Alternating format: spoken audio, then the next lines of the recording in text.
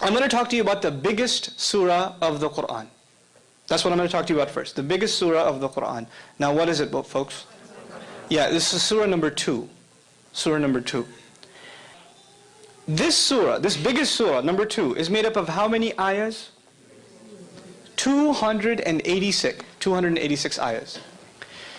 Somewhere in this surah, the ayah occurs, I'll recite the Arabic first and roughly translate after.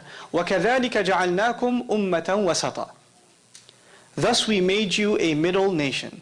One of the utterances in this surah that's found in here is, thus we made you a middle nation. Now what's the Arabic word for middle? Wasat. Wasat. The Arabic word is wasat. You don't have to know that. But know that this statement, this declaration occurs in this surah. This surah, was it written or was it delivered in the form of speech? Speech. And also, as a historical comment, it wasn't delivered at once. It took almost 10 years to be revealed. So this one surah was coming piecemeal.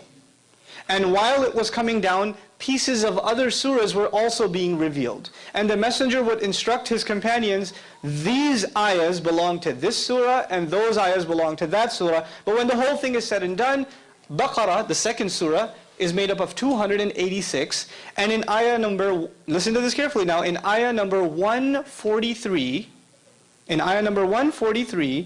the Lord says, we made you a middle nation. How many ayahs in this surah again? 286. And where does He call us a middle nation? In the middle.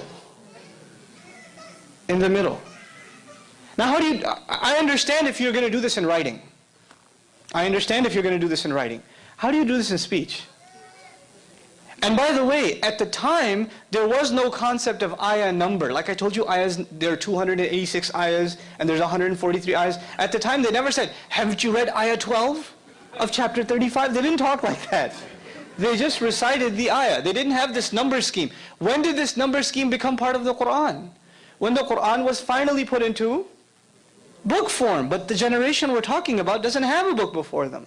They don't have that before them. They're memorizing this, and it's completely and entirely an oral tradition. So that's one small example.